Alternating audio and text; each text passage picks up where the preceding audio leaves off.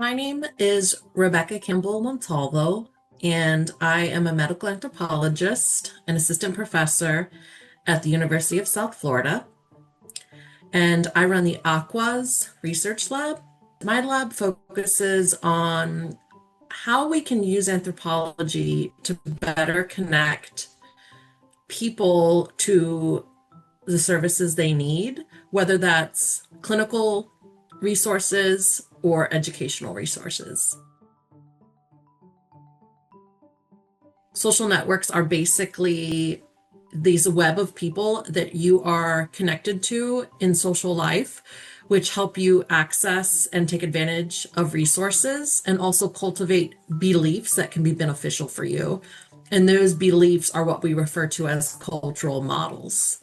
The big things me and my lab are studying right now really do focus on this intersection between social networks and cultural models and how social network configuration, like the size of people in your social network, affect your ability to experience mobility, whether it's social mobility, to access resources, and to benefit from them. In addition to things like network size, we look at characteristics like its density. So, do people in your social network know each other? Previous research shows that when you do have a dense social network, you have increased levels of happiness. As well, is your social network comprised of people similar to yourself? So, for example, in some of the research I'm doing, we look at how veterans' access to clinical trials might be affected by the extent to which they have other veterans in their social network with whom they can discuss, is this clinical trial opportunity the right choice for me? One of the, I think, central questions that really drives the work that we're doing is how is it that your social network might need to be reconfigured to better meet your needs in a certain area? In thinking about, this idea about how the configuration of your network affects, how you move in the world to access resources, some of the challenges that I've run into is when I'm looking at research that is in the areas of, for example, traumatic brain injury. It can sometimes be challenging to showcase the true importance that social networks do have in affecting how people with traumatic brain injury might be able to access and benefit from resources. So I think that disciplinary intersection has been one challenge, but at the same time, that means it's just a really big opportunity that in fact, social networks and TBI are really understudied, and existing research, it does look at social networks, but it doesn't really look at this unique web of ties that a person has.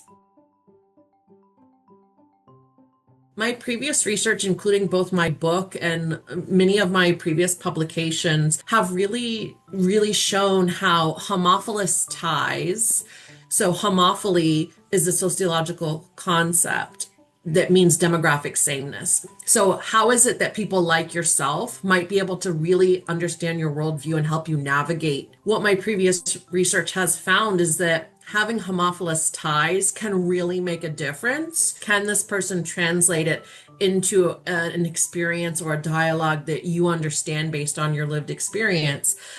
For example, we've looked at how women with TBI may face barriers to healthcare, including those related to reproductive concerns. So having other women may help one, have an access to people who can really understand them in many different ways. That's the thing I think that's cutting edge and really exciting is it's not just about your network density, the number of ties, and the resources that your network members have access to, but it's really the sophisticated and dynamic way that the network interfaces with each other and kind of like contorts in ways that people who are like yourself might be able to best help you. That's the thing that's really going to help us best leverage social networks in these different medical and educational contexts that I've been working in. I think a lot of the research has looked at barriers or things that play against somebody in accessing healthcare or education, but not enough emphasis is placed on more asset-based approaches that look at what are the things this person had going for them that made a difference. Unfortunately, a lot of the things in life we can't change, that our society and all societies are organized around these structures. How does increased understanding of how social networks operate, how is that like a connection between those structures and the individual so that maybe we can modify social networks? This is a copy of my book. It's called The Latinization of Indigenous Students.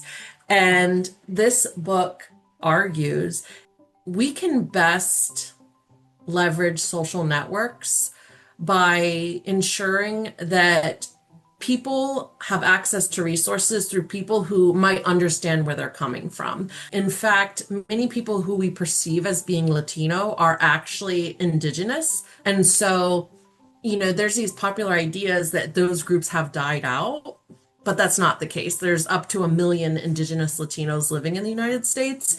And so by better understanding and recognizing these people, we can better serve them and create these bridges, right? Keeping to adopt that asset-based approach by how can we consider social network composition and how can we leverage it to maybe help shape cultural models to really, increase people's access to resources.